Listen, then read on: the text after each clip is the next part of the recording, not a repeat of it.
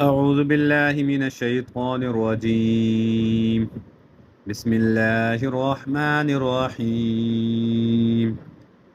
يا أيها الذين آمنوا اتقوا الله وكونوا مع الصادقين. ما كان لأهل المدينة ومن حولهم من الأعراب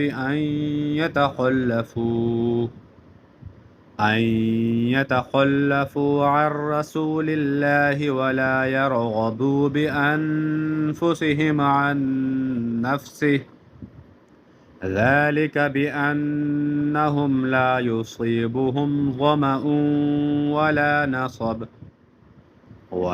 نصب ولا مخمصة في سبيل الله ولا يطؤون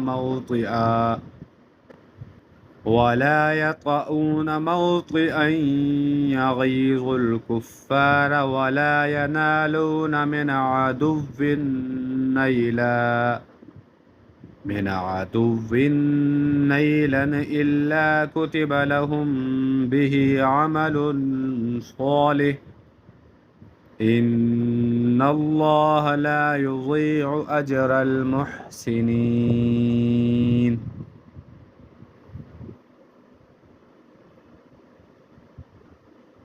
ولا ينفقون نفقة صغيرة ولا كبيرة ولا يقطعون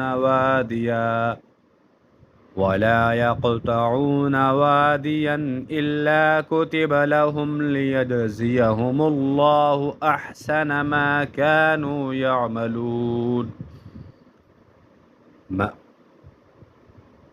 وما كان المؤمنون لينفروا كافة،